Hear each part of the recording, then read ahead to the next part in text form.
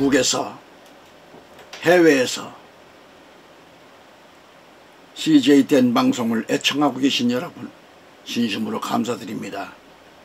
오늘부터는 오바댜서를 말씀드립니다.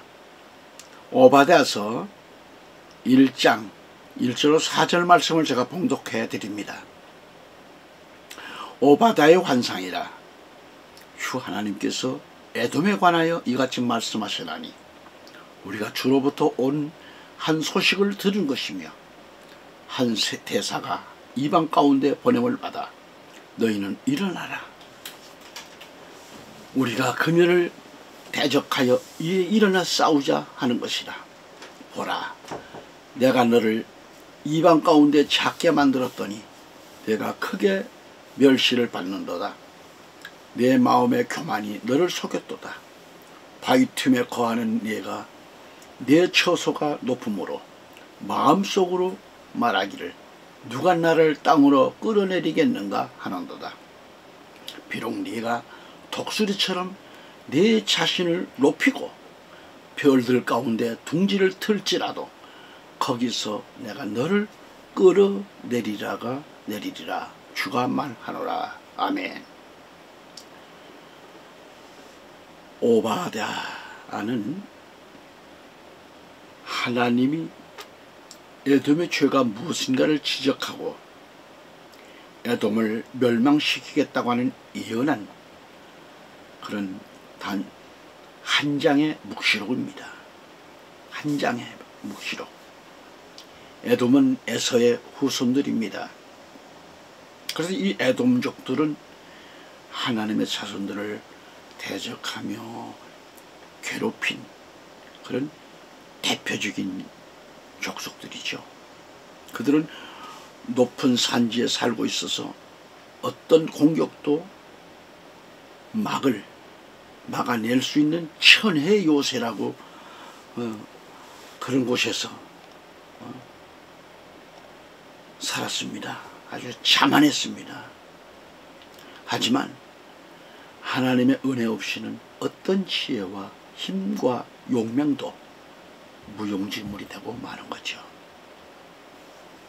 에돔을 심판하시는 하나님께 대해 무한한 신뢰를 얻게 됩니다. 에돔의 이름 뜻은 붓다 그런 뜻입니다. 붓다. 이 붓다라는 것은 이 붉은 것, 붉은 팥죽을 생각나죠. 야곱의 붉은 팥죽 생각나듯이 붓다고 하는 것은 장자권보다 붉은 팥죽을 더 원했던 에서에게 붙여진 이름이기도 합니다. 그래서 오바댜는 1장 21절로 되어 있는데 한 장에 첫머리에 오바댜의 환상이라고 되어 있어요. 그 중에 12절 13절에서 에돔의 방관에 대해서 기록하고 있고요. 그리고 이 에돔은 유다가 바벨론 침공을 받고 있을 때 형제가 그렇게 침공을 받고 고통을 당하고 있는 것을 보면서도 형제의 고난을 자신과는 상관없다는 거죠. 그래서 건너마을에 불구경하듯이 방관하고 있었습니다. 구경만 하는 거예요. 우리 그리스도인들 중에는 참 여러 분야가 많습니다. 정치 문제, 사회 문제, 교회 문제, 이웃들의 문제, 형제간의 문제 등등 이 잘못된 것들에 대해서도 자신과는 상관이 없다. 옆집에 문제가 생겨서도 자기와 상관이 없다는 듯이 외면하고, 이웃교회에 무슨 문제가 터졌어도 외면하고 방관하고 있는 그런 백성들이 참 많습니다. 믿는다고 하면서 말이죠. 예컨대 이웃교회의 성도나 목회자가 무언가 잘못된 것으로 인해서 많은 그 어려움을 겪고 있는데도 불구하고 그걸 나 몰라라, 나와는 상관없다 그렇듯이 방관만 하는 그런 자들이 많습니다. 난 그런 목회자들을 많이 봤습니다. 그러면서도 그의 잘못에 대해 비난하고 인격을 모독하는 때도 있습니다. 우리 그리스도인들은 교파를 떠나서 이웃교회, 내 교회를 떠나서 우리는 그리스도 안에서 한 가족들임을 알아야 합니다. 우리는 하나님의 사랑을 가진 그런 그리스도인들이에요. 그리스도인들, 하나님의 사랑을 가진 자들입니다. 어려움을 당하고 있는 그 당사자의 그 아픈 마음을 누가 알겠어요? 당사자의 마음을 누가 알겠어요? 아무리 위로한다고 해도 그 당사자의 그 아픈 마음, 그 마음은 당사자밖에 모르는 겁니다.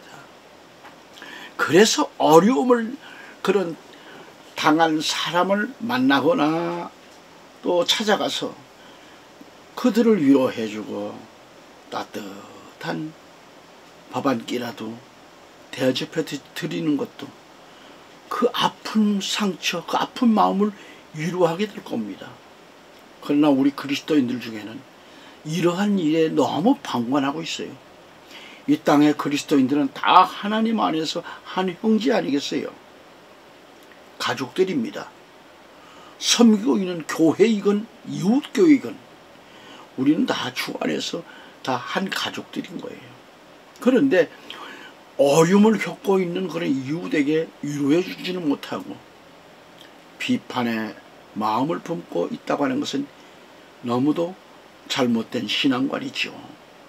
그래서 이웃이 아픔은 생각해 보세요. 그걸 아픔을 이웃의 그 아픔을 외면하고 방관한다고 하는 것은 그는 아직 배려하는 그런 마음, 우리 그리스도의 마음, 그리스도의 사랑이 없다는 증거일 거예요. 사랑이 불타야 돼요. 그리스도인으로서 자격이 없어요. 사랑이 불타지 않으면. 행실이 좋았건 나빴건 신실한 그리스도인이라면 방관하지 말고 위로와 용서하는 미덕을 갖춰야 합니다. 저는 그렇게 살아왔습니다. 어떤 목회자가 사회로부터 엄청난 지탄을 받고 엄청난 아픔 속에 감옥에 들어가야 했고 무려 5년의 형을 받고 출소했습니다. 저는 그동안에 그 교회를 버리지 않고 그가 나올 때까지 그리고 그를 위해 기도해주며 그 목회자를 위해서 사회의 많은 사람들이 목회자들이 그에 대해서 엄청나게 비난하고 엄청나게 비난하면서 입가에 미소까지 먹으면서 피난 아양거리고 말이죠. 그랬어도 나는 그분들에게 하나님 여러분이 보셨느냐, 일방적으로 처음 뉴스만 보고서 그렇게 할 수 있겠느냐, 수없는 사람들에게 얘기를 하면서 그 교회를 지켜주고 있었는데 주위에서는 많은 사람들이 정 목사는 왜 그러느냐, 그런 교회에 가서 그 자리를 지키고 있느냐, 잘못된 거 아니냐 비난을 하고 했어도 당신이 하나님을 알아, 용서해라, 내가 못 본 거야, 봤다 할지라도 그를 위해 기도해주고 그 영혼을 위해 기도해주는 것이 눈물의 선지자처럼 그 괴로움을 함께 나누며 기도해주며 그 교회를 남아서 기도해주는 게, 성도들을 위해 위로해주고 기도해주는 게 목회자지. 그렇다 해서 그를 외면하고 비판하고 하면 되겠는가? 마태복음 18장 21절을 가서 봅니다. 베드로가 우리 예수님께 질문을 하는 장면이 나오죠. 저는 그걸 생각해 봅니다. 주님, 내 형제가 내게 죄를 지으면 몇 번이나 그를 용서해 주어야 하겠습니까? 7번까지 할 수 있을까 하겠습니다. 하리까? 예수님께서 말합니다. 나는 너에게 7번까지라도 말하지 않고 70번씩 7번까지라고 하노라 그랬습니다. 용서. 그래요, 용서. 보면 본 대로, 들으면 들은 대로 비판하고 그를 모욕하고 그를 짓밟는 그런 게 목회자가 아니잖아요. 그런 사람이 신앙인이 아니잖아요. 아픔을 봤으면 그 아픔을 위해서 눈물을 기도해 주는 것이 진실한 신앙. 구약 성경을 다 보셨잖아요. 여러분, 용서하다. 아피에미 그래요. 이 뜻을 생각해 보면 나는 그리스도인으로서 살면서 어려움을 겪고 있는 이웃들이나 또 친구를 보면 외면하지 않고 방관만 하고 있으면서도 의인이라 할 수 있을까? 그런 얘기입니다. 게다가 친구이든 누구이든 자신에게 잘못을 저질렀다고 해도 충분히 용서될 수 있을까요? 아니면 가만둘 수 없다며 거품을 품고 충분히 짓밟아야 분통이 가라앉았을까요? 그런데 우리 주변 보십시오. 그런 사람이 의외로 많잖아요. 정계를 보더라도 정치계, 사회에 그런 사람이 얼마나 우리 교계에 이런 사람이 얼마나 많습니까? 진실한 신앙인이라고 할 수 있을까요? 그 자신이 그리스도인인데도 용서가 안 된다? 안 되나요? 노회나 총회를 가보아도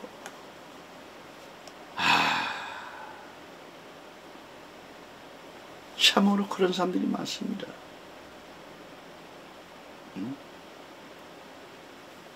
상대를 짓밟아야 돼요. 그래야 분통이 풀리는 목회자가 있어요. 노예 총회에서. 마태나 누가는 이 점에 있어서 이렇게 다루고 있잖아요. 누가복음 17장 3, 4절에 가보면 내 형제가 너에 대하여 죄를 지으면 그를 꾸짖고 그가 회개하면 용서하라. 그가 하루에 7번이나 너에게 죄를 짓고 또 하루에 7번이나 너에게 돌아와서 내가 회개한다고 말하면 그를 용서하라고 했었습니다. 본문에 보면은 형제의 죄 문제가 15절 20절에 나오잖아요. 이 형제의 죄 문제와 결부된 죄 용서에 대한 가르침이에요. 사실 성도들의 의무는 뭐예요? 죄인을 권면하는 일과 더불어 죄인을 용서하는 이 양자를 조화시켜야 되는 거예요. 이 말씀에서 회개하면 용서하라. 또 그가 하루에 7번이나 너에게 죄를 짓고 또 하루에 7번이나 너에게 돌아와서 내가 회개한다고 말하면 그를 용서하라 그랬잖아요. 여기서 회개가 용서의 전제 조건으로 언급되어 있잖아요. 또한 7번이 최종 숫자로서 나와 있는 것에 비하여 마태의 본문은 용서의 전제 조건에 회개가 없으며 용서의 횟수가 베드로가 언급한 7번이 아니라 70번씩 7번까지라고 그렇게 하라는 거죠. 70번씩 7번까지라고 하셨습니다. 따라서 마태의 용서의 법은 누가의 그것에 비하여 상당히 관대하고 너그러운데 이는 지극히 작은 자 하나라도 잃지 않고 위해서 끝까지 노력할 것을 기대하는 마태의 의도에서 비롯됐다는 것을 알 수 있는 거죠. 그래서 마태는 그리스도께 7번까지 하리까 하고 여쭈었을 때에 그리스도께서는 뭘 하겠어요? 아니다. 70번씩 7번까지라도 하라 그랬어요. 7번까지라. 7수는 완전수를 가리킵니다. 거룩한 수에 해당되는 7수입니다. 그러나 예수 그리스도는 70번씩 7번까지라도 용서하라는 말씀이에요. 이 말씀의 의미는 무한으로 용서하라, 무한으로 용서하라는 건 그리스도의 말씀을 듣게 된 것이죠. 무한하게 용서 못할 게 없는 거지요. 주님만이 심판자이신데 내가 심판자가, 우리 주기도문 가운데도 잘못돼 있잖아요. 우리가 우리에게 죄진 자를 사하여 준 것 같이 우리 인간은 죄를 사할 권세가 없습니다. 용서는 돼요. 죄를 사할 권세는 하나님 외에는 없습니다. 여러분, 예수 그리스도의 끝없는 용서를 가리키는데 우리가 볼 때 오늘 본문 말씀은 사도 바울은 에베소서 4장 31에 2절에 보면 너희는 서로 친절하라, 친절하고 다정다감하며 서로 용서하되 하나님께서 그리스도 안에서 너희를 용서하신 것 같이 하라 하셨습니다. 또한 골로새서 3장 13절에 가서 보면은 만일 어떤 사람이 누구에게 불평이 있으면 서로 용납하고 서로 용서하기를 마치 그리스도께서 너희를 용서하신 것 같이 너희도 그리하라 그랬습니다. 여기서 사도 바울은 우리 그리스도인들에게 있어서 자비와 용서는 더 끝이 없다는 것을 말씀합니다. 다시 말해서 그리스도의 새로운 용서의 법은 사람들의 추악한 본성으로 드러난 무지한적인 그런 복수심이 아니라 이제 그리스도 안에서 무지한적인 사랑과 용서로 대치시켜 놓았다는 것을 말씀해 주고 있는 거예요. 아멘. 무조건 남을 헐뜯는 X 상태가 아니라 이제부터는 그리스도의 사랑으로 X가 O로 바뀌는 그런 삶을 살아야 된다는 얘기죠. 습관적으로 자신이 X로 살았다면 이제는 그리스도의 사랑으로 O로 옳게 살아가는 그리스도인이 되라는 말씀입니다. 옳게 살아가라. 지난날 X로 살면서 자신만을 의로 내세웠던 그 부끄러웠던 것들이 큰 죄였다는 것을 알아야 합니다. 오늘 오바댜서를 봅니다. 오바댜 1장에서 하나님은 에돔을 심판하듯 심판하지 않고 나를 고쳐 돌아서게 하셨습니다. 나는 구원을 받았음에도 여전히 실패할 수밖에 없는 인생이었어요. 하지만 이제 두렵고 떨림으로 구원을 이루어 가야 한다는 것을 명심해야 합니다. 두렵고 떨림으로 구원을 완성해 가자는 얘기죠. 우리 하나님은 어떤 하나님이신가요? 시청자 여러분, 우리 하나님은 어떤 하나님이시죠? 여러분, 한 사람 한 사람을 하나님의 자녀로 택하시고 하나님 나라에 적응시키기 위해서 훈련하고 계시지 않습니까? 때로는 그 훈련이 힘들 때도 있어요. 참된 신앙생활 하기가 여러분 쉽지 않잖아요. 때로는 가까운 사람을 통해서 훈련을 시킵니다. 시험이라고 하는 훈련을 통해서 혹독한 힘들게 하는 때가 있습니다. 그게 훈련이에요. 그래서 그 훈련을 고난이라고 말합니다. 강한 군사가 되려면 힘들어도 그 강한 훈련을 통해서 강한 특공대로 변화가 되는 거예요.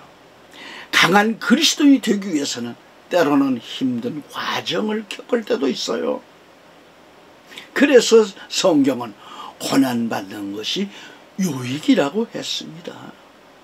여러분이 은혜 받고 하나님 말씀 속에 충만하게 그날 하루가 말씀 속에 살았으면 좋겠는데, 은혜를 많이 받으면 많이 받은 만큼 더 큰 고난이 기다리고 있습니다.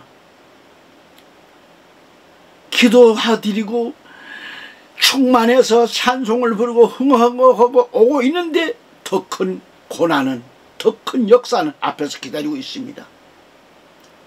때로는 가장 나와 가까운 사람을 통해서도 고난이 옵니다. 그렇게 친했던 사람을 통해서도 고난이 옵니다. 그러나 그게 훈련이에요. 왜 갑자기 그의 마음이 악으로 변하여 나와 대적을 할까요? 그 한마음 사단이가 역사됐기 때문에 그렇습니다. 그렇게 평소에 그렇게 우정을 갖고 살았는데 갑자기 은혜 충만하고 말씀 충만하고 기도 충만하고 내려왔더니 그 사람이 갑자기 이렇게 돌변할 줄이야 누군들 알았겠습니까? 그때에 하나님께서 지켜보고 계십니다. 옳거니 사랑하는 아들아, 사랑하는 딸아, 그 순간 네가 이겨야 된다고 가르쳐주고 있어요. 네가 이겨라. 내가 너와 함께하면 이겨라. 근데 그 말씀은 온데간데 없고 갑자기 은혜 받은 걸 다 쏟아버리고 머리채 잡고 흔들고 치고받고 육두문자를 써가면서 그래 퍼붓고 나면 기도한 것 헛거고 아멘 아멘 했던 것이 헛거고 부끄럽잖아요. 그래서 시편 18편 27절 가보면 뭐라고 했는가? 하나님께서 고난받는 백성들은 구원하시나 라고 했습니다. 시편 34편 19절에 가보면 의인은 뭐가 많으나 고난이 많으나 하나님께서 그 모든 고난으로부터 그를 구해내시는도다 라고 하셨습니다. 고린도후서 1장 5절에 가보면 그리스도의 고난이 우리에게 넘침같이 주님의 그 고난이 넘침같이 우리의 위로도 그리스도로 말미암아 넘치기 때문이라고 했습니다. 디모데후서 2장 3절에 가볼까요? 그런즉 너는 예수 그리스도의 훌륭한 군사로서 고난을 견뎌내라 그랬습니다. 훌륭한 군사로서 고난을 견디라는 겁니다. 좋은 군사가 되려면 강한 훈련을 통과해야 합니다. 참된 그리스도인이 되려면 고난도 견뎌내야 합니다. 참고 견디고 또 견뎌야 합니다. 하나님은 택자들을 훈련하심으로 온전하게 만드십니다. 한때 술꾼이었던 자가 갑자기 그리스도 안에서 변화가 돼서 그들과 함께 하지 아니하고 오로지 이제는 주님 십자가만을 붙들고 이 길을 간다 하고 철야기도 하고 그 길을 갈 때에 친구들이 한 번 만나자. 그래서 만나서 보면은 그 장소가 어디냐? 뭐 좋은 다방이겠습니까? 카페 들어가서 하겠습니까? 옛날에 친구들은 다 술 친구들입니다. 그 술 친구들 술집에다 앉혀놓고는 야, 너 예수쟁이가 됐다는데 그러나 친구의 의리로서 오늘 한 잔만 받아라. 한 잔만 먹어라. 아니야. 나는 하나님과 약속했어. 그러면 이구동성으로 핍박을 합니다. 너 그렇게 안 받는데 야 친구의 이것도 하나 소원이다. 들어달라. 그래서 참 하나님 앞에 마음은 아프지만은 어떻게 해요? 그 술잔을 놓고 그래야 하는데 그래서 한 잔을 꼴까 마셔요. 그러면 그때부터 다시 시작합니다. 네가 그리스도인이냐? 그때 이루 말할 수 없게 만듭니다. 막 쌈이 나게 만듭니다. 옛날 생각이 퍼올리게 나옵니다. 그래도 꼭 참아야 돼요. 그래서 더 이상 내가 안 먹는다 했더니 어떻게 해요? 머리에 옷에 넥타이 이 안에 맥주병을 붓는 그런 아픔도 있었습니다. 그러나 그걸 이겨나간 거예요. 세상 친구들은 다 떠나가고 주님께만 숲붙잡힌 바가 돼서 목사가 되고 50여 년간 이상 목사가 돼서 살다가 이제는 방송인으로서 살고 있는 겁니다. 참된 하나님 나라 백성을 삼으시기 위하여 훈련을 시키시는데 믿음이 없는 자는 생각이 육신적이기 때문에 하나님의 그 기쁘신 뜻을 알 수가 없잖아요. 그래서 믿음이 약하거나 믿음이 없는 자들은 그 육신 생각이 앞서요. 육신 생각이 앞서기 때문에 곤경에 처하게 하게 되면 뭐요? 하나님보다 힘과 권력과 인맥과 돈에 의지하려는 그런 유혹에 쉽게 마음을 빼앗기기에 맙는가. 마음을 쉽게 빼앗겨요. 하지만 당장 위기는 모면할 수 있지만은 자신은 하나님이 붙들지 않으면 결코 안전하지 않다라는 것을 알아야 합니다. 오바댜서 1장 1절 3절에 보면 오바댜의 환상이라 그래요. 주 하나님께서 에돔에 관하여 이같이 말씀하시니 우리가 주로부터 온 한 소식을 들은 것이며 한 대사가 이방 가운데 보냄을 받아 너희는 일어나라. 우리가 그녀를 대적하여 싸우자 하는 것이다. 보라, 내가 너를 이방 가운데 작게 만들었더니 내가 크게 멸시를 받는도다. 네 마음의 교만이 너를 속였도다. 교만 때문에 그 교만이 나를 속여요. 바위 틈에 거하는 네가 그 처소가 높음으로 마음속으로 말하기를 누가 나를 땅으로 끌어내리겠는가 하는도다. 비록 네가 독수리처럼 내 자신을 높이고 별들 가운데 등줄을 들지라도 거기서 내가 너를 끌어내리리라. 하나님 이렇게 말씀하셨습니다. 여기서 오바댜, 히브리 원문에 보면은 오바디야라고 그래요. 이 뜻이 뭐냐? 하나님의 종, 하나님께 예배드리는 자, 그런 의미를 갖고 있습니다. 그러니까 이 오바댜는 에레미야 49장 7절로 22절에 보면 유다의 선지자 오바댜에 의해 기록되었습니다. 1장 1절. 그리고 하나님은 죄악을 범한 에돔을 엄중하게 처벌한다는 내용이 오바댜 1장 1절, 1장 10절, 15절. 그리고 유대의 회복이 17절과 하나님 나라 왕국이 설립될 것을 기록하고 있는 것이 21절이에요. 이어진 말씀에서 이를 뒷받침하고 있는 겁니다. 자, 10절에 가보면은 내 형제 야곱을 대적한 내 폭력으로 인하여 수치가 너를 덮으리니 네가 영원히 끊어지리라.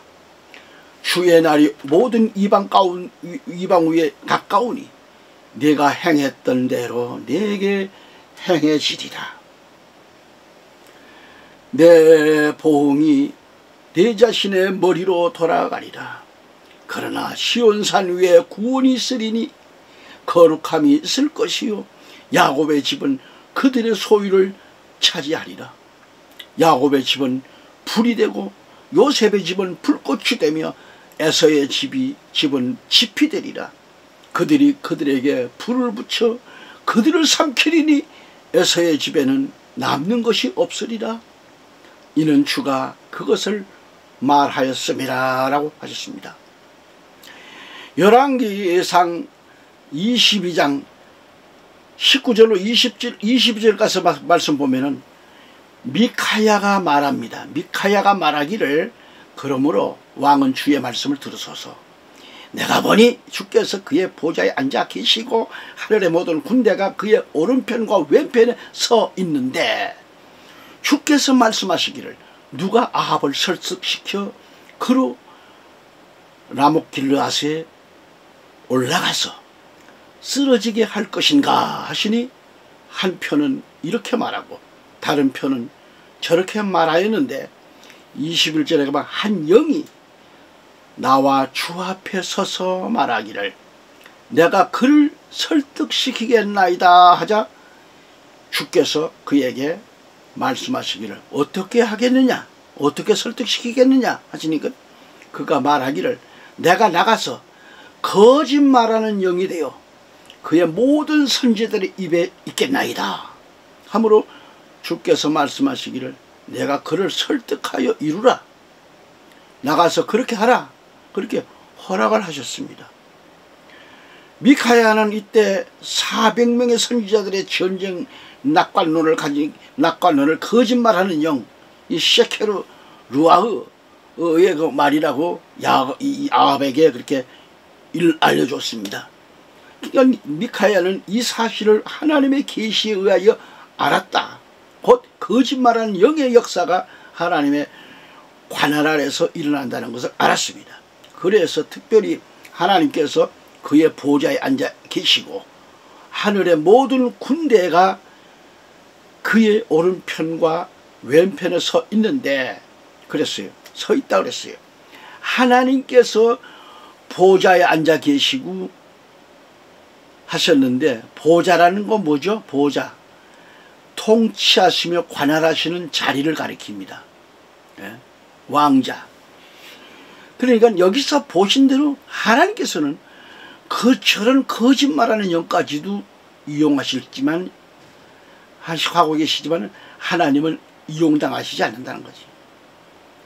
잠언서 16장 4절에 뭐라고 했을까요? 주께서는 모든 것을 자신을 위하여 지으셨으니 정녕 악한 나를 위하여 지으신 악인까지라 그랬어요. 악인까지라. 이 말씀의 의미가 뭐예요? 하나님께서는 회개하지 않는 아합을 벌하시기 위하여 그의 거짓말하는 영이 들어가도록 그대로 두었다는 것입니다.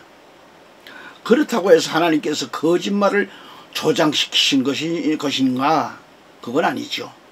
하나님은 거짓말을 조장시키는 분이 아니죠. 다만 사탄이 아합의 선지자들에게 역사함을 그대로 내버려 두었다고 하는 건 얘기입니다. 그리고 하나님은 이런 일로 사탄을 이용하시는 거죠.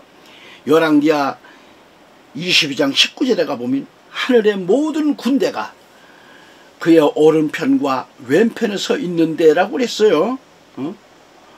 자, 여기서 하늘의 모든 군대라고 이 말은 뭐예요? 차바라고 하는데 히브리 원문에 이것은 전쟁, 군대, 물이라는 뜻인데 여기서 미카야의 환상에 하나님께서 그의 보좌에 앉아 계시고 하늘의 모든 군대가 하나님의 오른편과 왼편에 서 있다고 했는데 여기서 하늘의 모든 군대는 하나님을 섬기는 천군 천사들을 가리킵니다.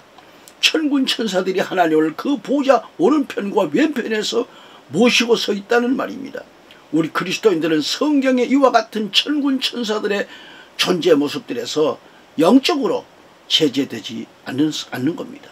거짓말하는 영은 하나님이 계신 곳, 거룩한 곳에 가까이 있지 않습니다. 멀리 있지만은, 그러나 거짓말하는 영들이 아합의 선지자들에게 역사하고 있었지만 이 거짓 영들은 하나님의 지배를 받고 있다는 것을 알 수 있잖아요. 거짓 영들이 하나님의 지배권에 있다고 하는 것은 하나님의 보좌에 가까이 있다는 생각이 듭니다. 열왕기상 20장 22절에 하나님께서 말씀하시기를 내가 그들을 설득하여 이루라, 나가서 그렇게 하라 라고 했습니다. 그러니까 미카야는 여기서 자기의 예언을 거짓말하는 영과 대조시키면서 아합 왕의 회개를 촉구하고 있음을 알 수 있죠. 그리고 거짓말하는 영은 사탄입니다. 바로 이 사탄의 영, 거짓말하는 영, 이 영들이 아합 왕의 모든 선지자들의 입에 있겠다고 했습니다. 그래서 열왕기상 22장 23절 가보면 하나님께서 이 모든 왕의 선지자들의 입에 거짓말하는 영을 넣으셨다고 그렇게 말씀하고 있어요. 넣었다는 겁니다. 하나님께서 아합 왕을 심판하시기 위하여 거짓 영들의 활동을 허락하셨다는 뜻이죠.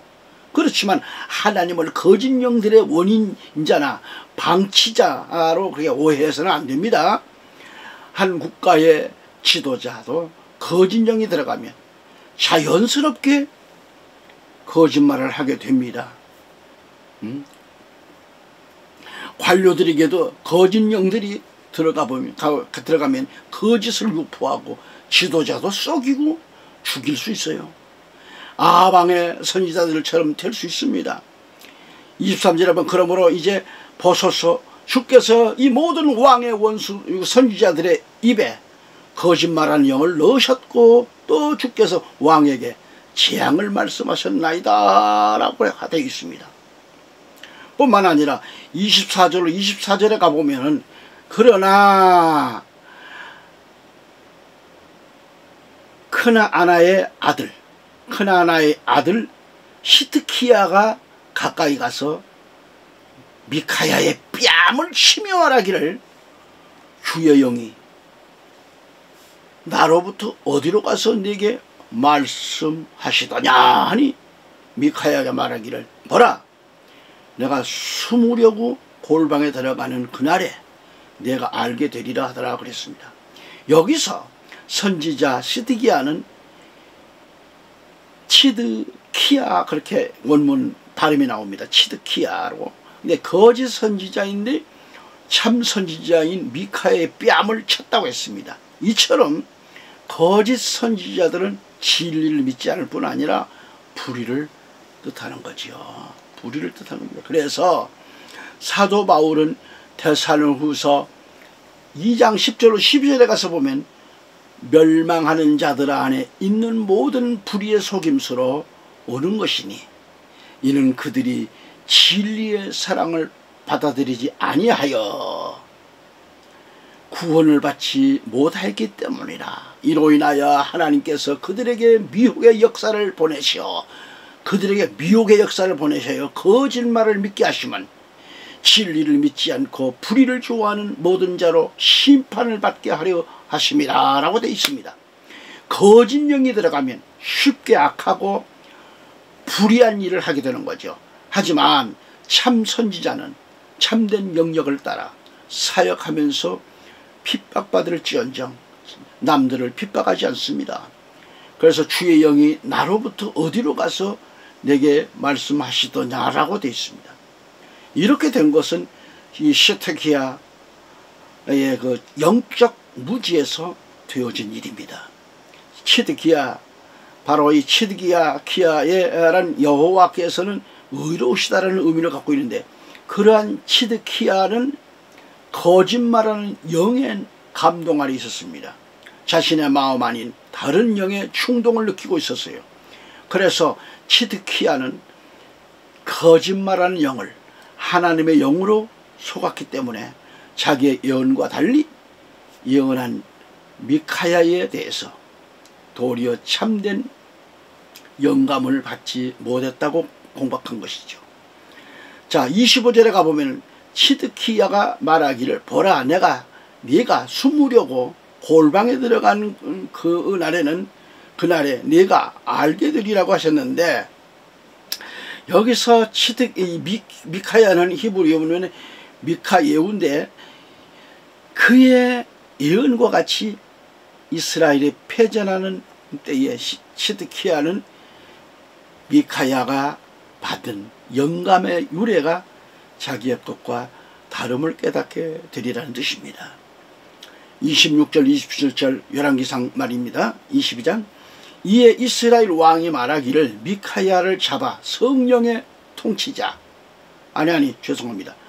미카야를 잡아 성읍의 통치자 아몬과 왕의 아들 요아스에게 끌고 가서 말하기를 왕이 이같이 말하노라 이 자를 감옥에 넣고 내가 평안히 돌아올 때까지 고생의 빵과 고생의 물로 먹이라 하라 그랬습니다. 이 말씀을 보았듯이 아합 왕은 참 선지자 미카야를 체포하여 감옥에 넣으라고 지시를 하더랍니다. 위에서 보았듯이 이 자를 감옥에 넣고 내가 평안히 돌아올 때까지 고생의 빵과 고생의 물로 먹이라는 거지요. 여기서 고생의 빵과 고생의 물이란 뭘까요? 이것은 감옥 생활에서 오는 정신적인 신체적 그런 고통을 비유적으로 표현한 내용입니다. 감옥에서 빵과 물을 마신다고 하는 것은 가혹한 시련과 고통 가운데서 먹고 마시는 것을 가리키는데요. 사실 감옥에서 주는 식사라고 하는 것은 그 양과 질이 조악할 뿐인데 그 고통이 말로는 표현이 안 됩니다. 성경 세번역, 쉬운 말 성경, 쉬운 성경, 현대어 성경, 현대인 성경, 공동 번역 성경을 보면 같은 절에서 굶어 죽지 않을 만큼의 빵과 물로 먹이라고 번역되어 있습니다. 아합은 자기가 승리하고 평안히 돌아올 줄로 자신만만했던 거죠. 과연 그럴까요? 이는 그의 망상에 불과했습니다. 하나님의 말씀을 거역하면서 이렇게 형통할 수 있으랴? 고생의 빵과 고생의 물을 먹는다고 하는 것은 감옥 생활의 가혹한 행위를 가리킵니다. 그래서 28절 말씀 가서 보면은 미카야가 말하기를 만일 왕이 참으로 평안히 돌아오신다면 주께서 나를 통하여 말씀하신 것이 아니니이다 하고 또 말하기를 오 백성들아 너희 모두는 들을지어다 하더라 그랬어요. 여기서 선지자 미카 예후죠. 이것은 감옥에 갇혀 있는 몸이지만 두려워하지 않고 정말 끝까지 아합에게 그의 전사할 것을 경고한 겁니다. 그는 또 민중을 향하여 이 사실을 기억하라고 외쳤습니다. 이것은 하나님의 예언 성취에 대한 그의 확신이죠. 그래서 열왕기상 이제 22장 29절 31절까지 보면 그리하여 이스라엘 왕과 유다 왕 여호사밧이 라못길르앗으로 올라가니라 그래요. 이스라엘 왕이 여호사밧에게 말하기를 나는 변장을 하고 진중으로 들어가리이다. 그러나 왕은 왕복을 입으소서 하고 이스라엘 왕이 변장을 하고 진중으로 들어가더라 그래요. 그때 시리아 왕이 그의 병거들을 관장하는 32명의 대장들에게 명하여 말하기를 너희는 작은 자나 큰 자와 더불어 싸우지 말고 오직 이스라엘의 왕과만 싸우라 하니 하였다 그랬어요. 자, 여기서 아합왕이 전장에 나갈 때에 변장한 것은 자기의 신분을 적군에게 숨기기 위해서였죠. 속이기 위해서였죠. 그럼에도 불구하고 그는 하나님의 정하신 벌을 피할 수 없었습니다. 그래서 이때에 아람은 그 아람왕이라는데 아람은 그 당시에 시리아를 가리키는데 이 시리아 왕 아람왕이 그의 군대에 내린 명령은 아합왕 한 사람을 상대로 하고 싸우라고 한 것이고 31절에 그리고 다음으로 여호사밧은 유다 왕을 가리킵니다. 여호사밧이 아합왕으로 끝내 오인되지 않았다는 것은 않는다는 것이고 32, 33절에 셋째로 아람, 아까 시리아죠. 바로 아람 군인이 우연히 쏜 화살이 이상하게도 아합에게 명중되었습니다. 34절 보면 이렇게 되므로 아합은 선지자 미카 예후의 그 예언대로 전사한 것입니다. 35절에 그 다음 35절 가보면 그날의 전투가 치열했으므로 왕이 병거 안에 머물면서 시리아인 이 아람인들을 말이죠. 시리아인들을 대항하다가 저녁에 죽었는데 상처에서 피가 솟아 병거 한가운데로 흐르더라 그랬어요. 이렇게 된 것도 엘리야의 예언 열왕기상 21장 19절 말씀대로 이 예언이 성취되기 위한 것입니다. 누군가가 아합이 탔던 병거를 사마리아의 그 못에 이 병거를 씻고 있을 때 개들이 와가지고 그의 피를 핥아먹었다 했어요. 그래서 사람들이 그의 옷, 갑옷을 씻고 있는데 말이죠. 주께서 하신 주의 말씀대로 되었더라고 38절은 가리킵니다. 오바댜를 통해서 에돔을 향한 하나님의 심판에 대해서 말씀을 선포하는 가운데 중간에 열왕기상 22장의 그 설명이 좀 더 길었던 것 같은데요. 오바댜 1장 1절로 3절을 보면 오바댜의 환상이라고 해서 주 하나님께서 에돔에 관하여 이같이 말씀하시니 우리가 주로부터 온 한 소식을 들은 것이며 한 대사가 그 이방 가운데 보냄을 받아 너희는 일어나라 우리가 그녀를 대적하여 싸우자 라고 했습니다. 그리고 오바댜는 오바드야라고 하는 것인데 하나님의 종, 하나님께 예배드리는 자, 그런 이름 뜻을 가진 이름인데 성경 여러 곳에서도 나타나 있습니다. 그리고 오바댜가 본 환상은 히브리 원문의 하존인데 이것은 역동적인 하나님의 계시를 가리키는 겁니다. 또한 특정한 역사적인 사건들을 의미하면서 아울러 선지자가 가지고 있는 관점에 대해 사용된 그런 단어들입니다. 다시 1절을 보면 주 하나님께서 에돔에 관하여 이같이 말씀하시나니 그랬는데, 여기서 주 하나님께서 이같이 말씀하셨다고 하는 것은 히브리 원문에 아마르 아도나이라고 하시는데, 여기서 아마르는 선언하다, 명령하다, 마음으로 말하는 것, 말하다, 그런 뜻입니다. 그런데 아도나이는 뭐예요? 나의 주라는 의미입니다. 아도나이. 그리고 오바댜의 환상은 오바댜의 생각에서 나오는 것이 아니라 하나님께로부터 나온 거예요. 하나님께로부터 주어진 특별한 계시라는 점을 보여준 겁니다.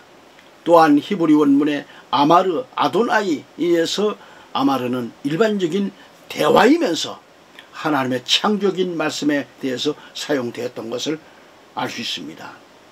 청자 여러분, 감사합니다. 오늘 여기서 또 말씀을 마칩니다.